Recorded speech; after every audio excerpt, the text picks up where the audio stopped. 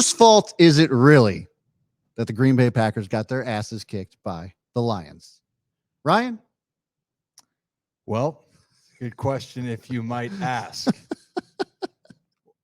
Hey, it's been a long day, but we had to get on here to talk about the Packers and this light in here, Brad. But hey, the conversation obviously is going to go around the quarterback with Jordan Love, right?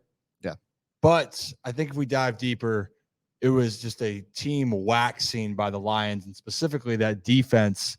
Things were not going well. And hey, for the second straight week, you might have thought that the Green Bay Packers were going to come back and have a chance to come back and win this game, but it was a little bit too late, and we're going to break down all of that right now in this video. Lions go in, win 34-20, and just from the start, minus the opening points by the Packers, it really was the Lions game from wire to wire. It was, and you thought that there was going to be a little bit of a comeback from once the second half, and this is what's been going on with Jordan Love and the offense here. It's like they don't have it quite figured out in the first half of the game, and we saw that with everything except for the Falcons game, and then they ended up losing in the last quarter. But we're a whole quarter into football, and it just seems as if we saw it with the Bears game, even where it took a while for that offense to get warmed up. We saw it with the Saints. We even saw it last night. I mean, we saw negative yardage in the first quarter of this game from the Packers.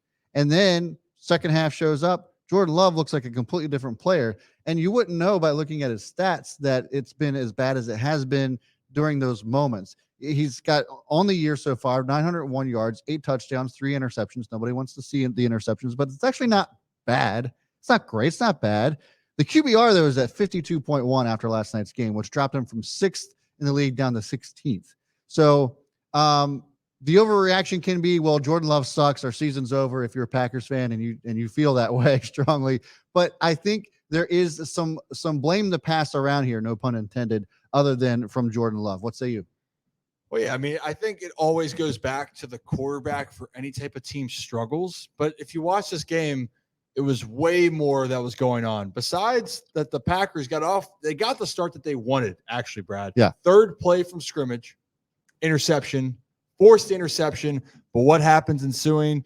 It's essentially 3 plays done, kick the field goal, Packers take the lead, right? And that was the moment when you're going to face the tougher teams where the criticism for Jordan Love is just going to be, can this offense for the Packers get going sooner? Because they really didn't do anything in the first half. Now, Jordan Love has shown that he can come back. You could see the energy, and we're going to dive into that. But the problem with the Packers, to me, this game, they gave up 27 points in the first half. Yeah. 27-3 Detroit. And you can say, well, the offense needs to do more. If your defense is supposed to be a better unit, which we thought going into the season they would, it clearly didn't show. And after that interception by Jared Goff early in the game, it was all Lions, and they really had anything that they wanted on offense. Yeah. And that to me is the real key here. They don't have a run game despite Aaron Jones. So, the offensive line certainly needs some help. I would make the argument too that really most of the blame here should be on the defense. I mean, Jordan Love, he threw 2 interceptions last night, but one of them was in garbage time when he's really just trying to force the ball downfield. I'm not trying to make excuses for Jordan Love, but that just is what it is. You look at last night's game from a completion percentage standpoint, and it was his best all season. 63.9% of his passes were completed last night. That's the best that he's done all year. But yeah, you look at the way the defense has just given up points.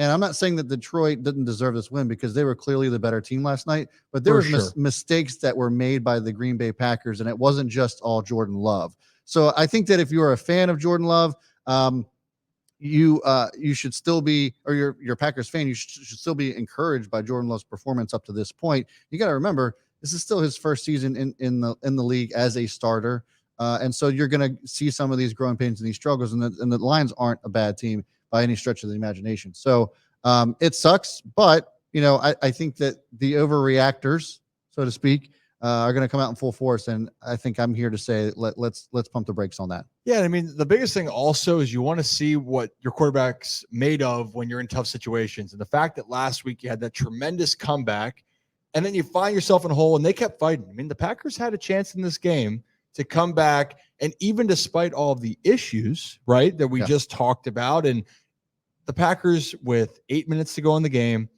their defense got to stop. It would have been this field goal attempt right here would have made it a 13-point game, still a 2-possession game with 8 minutes to go, and still some momentum with the Packers. You go down and score again, pressure is still back on.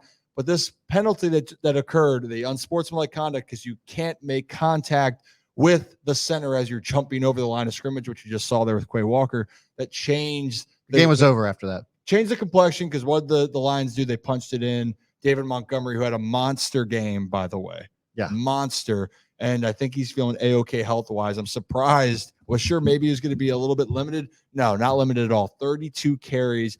The Lions just wore them down at the end. But that's a moment right there. That penalty just deflates you as a unit. And quite frankly, the Packers' pass defense is solid. The biggest part of this game, if you want to look at it, is that the Packers got run over. They got run over, and it's not even close. And the other part of it was the Detroit Lions rush defense was that elite. So let me give you some numbers here. The Lions ran for 211 yards in this game compared to the Green Bay Packers running for 27. That wasn't me misspeaking. 27 yards in this game. Aaron Jones.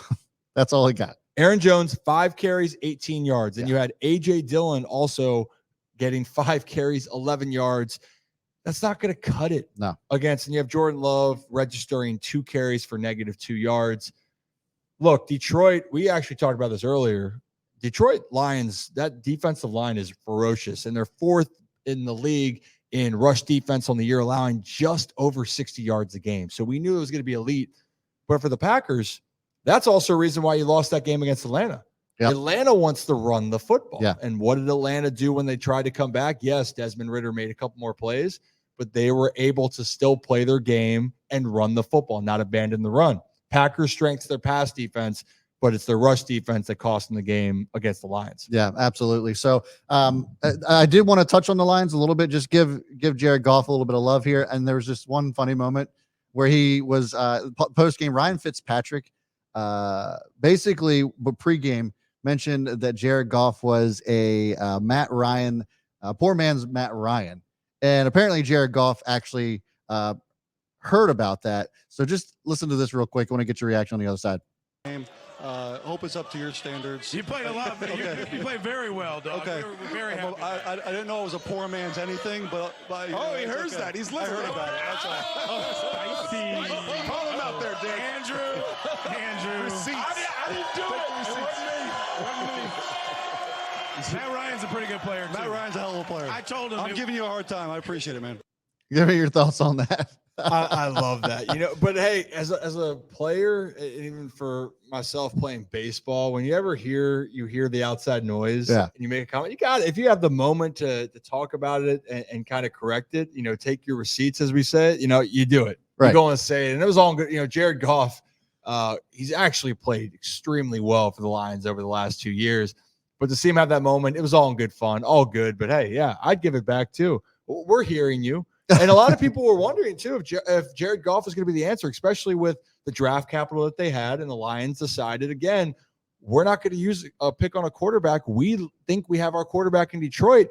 And since the end of last season, or really midway last season to now, the Lions have been the best team in the NFC North. And right now, they're in great control. And moving forward for them, which I think is very interesting, this win means a lot because you went to Green Bay. That's now 2 consecutive wins at Lambeau Field.